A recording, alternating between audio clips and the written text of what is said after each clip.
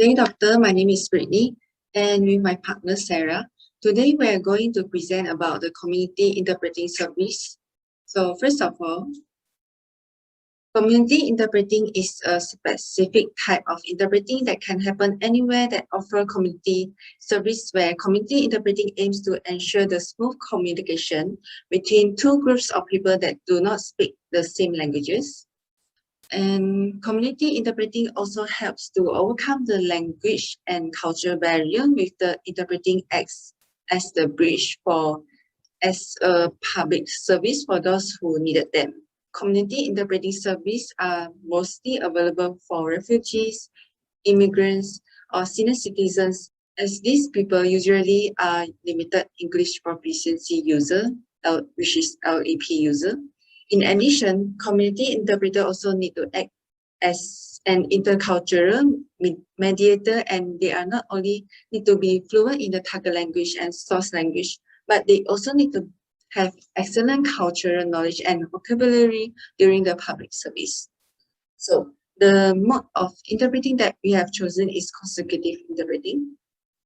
So let me briefly explain about consecutive interpreting. So consecutive interpreting is one of the interpretation modes where the speaker pauses every few sentences to allow the interpreter to interpret the message from the source language into the target language. And consecutive interpreters will usually perform note-taking while listening to a speaker's speech before they started to interpret. And therefore, note-taking is the most important skills that the consecutive interpreter must develop. So moving on to the discussion. So we have prepared like two different scenarios, and scenario one is about interpreting a sexual assaulted victim's statement to an aid caseworker, and the interpreted languages used are English to Chinese and vice versa. As for scenario two, it's about an interview with a street vendor, and the interpreted languages used are English, Chinese, and Hokkien. Moving on to the next slide. Difficulties in doing the interpreting. So for me, it is quite difficult to stop the emotional speaker while she was explaining her traumatic story, as I felt that it is inappropriate to stop an emotional speaker, as they might refuse to repeat their traumatic experience, where it might trigger their bad memories in a real interpreting situation. So I can only take notes and listen attentively to the story. And I also noticed that the sequence of the story is very important, not to misinterpret it, like which situation happens first and which happens after is very important when interpreting for a victim.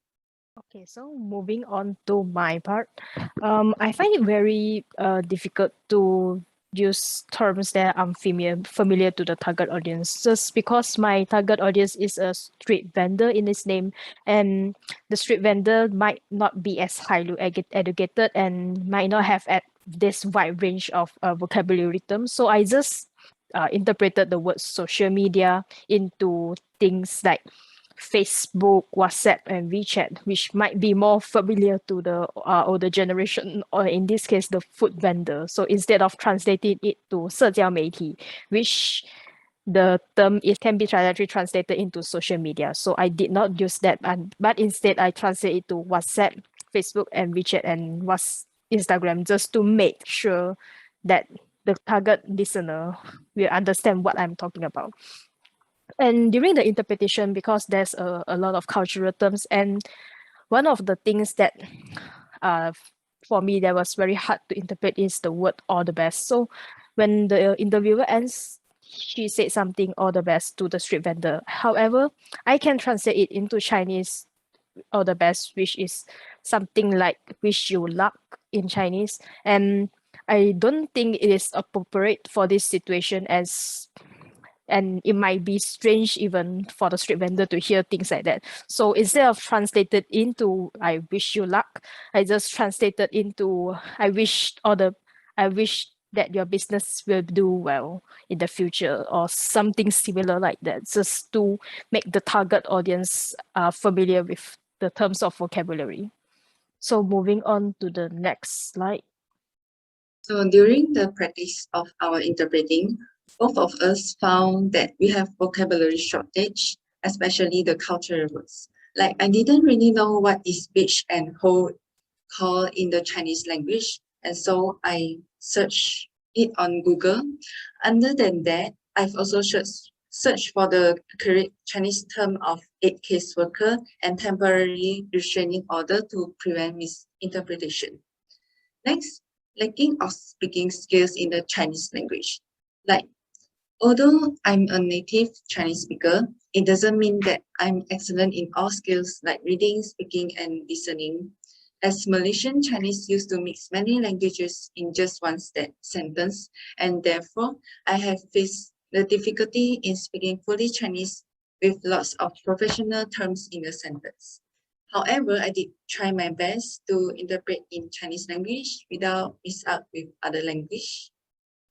So for my part, I actually find it very challenging to balance between these three languages because the food vendor, or the speaker in this case, talk in both Chinese and Hokkien, which is another one of the Chinese dialect as her source language. So because I need to balance between these two languages and interpret it into English. So during the first few rehearsals, I find it very hard to balance between these three languages. And after some practices, I managed to balance between these three languages, and I can even interpret and mix some into the language just to ensure that the food vendor or the speaker understand what I'm talking about. So moving on to the next slide. Okay, so what are the ways for us to improve vocabulary shortage? Of course, it is important that we need to read. As an interpreter, we need to have, or we are also sometimes known as walking dictionary, because we need to have a lot of extensive knowledge on a lot of vocabulary. And one of the ways is just by reading. Reading things such as even Facebook comments, social media's comment, posts, newspaper, novels, articles, even just simple thing like signage even. And this reading will increase the knowledge. And just by reading, it is quite hard to remember the new glossary that you learn or new vocabulary. And this is why I bring you the next point. We need to create a glossary. So after reading and you find out there's new vocabulary, like I don't understand the word eating. And then, so I just put the word eating into that glossary. So when I forgot about it, you can just refer to the glossary, and even you can put it into translation memory or just a glossary. And this is very helpful for interpreter and translator to remember new vocabulary. And other than that, it is also important that we have more exposure. So we need to do things like participating in workshops, in talks, even go for seminar or online classes. All this exposure will brings you to creating new terms or even learning new terms. And for example, if you attend to online courses on how to operate on a cat, for example, then you will learn things that are out of the ordinary. And because of that exposure, you manage to learn terms, medical terms that are more complicated than what we normally learn in universities even. And this is why it is important, again, to create a glossary. So you can just put the new vocabulary that you have learned into the glossary itself. And that's that way you can revise and read it all again if you forgot about it. Okay, so moving on to the next slide. So my feedback on Sarah's interpretation is that she's doing really great in her interpretation, as she has interpreted in a way that the target listener would understand, like providing extra information during her interpretation. For example, the term social media has been explained in detail because some of the senior citizens might not understand the word social media, but they have heard about Facebook, WhatsApp, Instagram, and WeChat. And that's how the interpreter has interpreted during her interpretation, which I think is really great.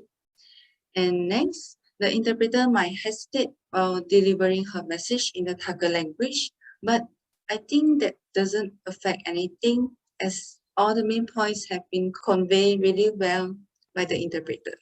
And lastly, in the video, you can see that the interpreter is using her body language a lot during her interpretation, and she's not taking any notes, which proves that she has excellent memory. Okay, so this is my feedback on Brittney's interpretation.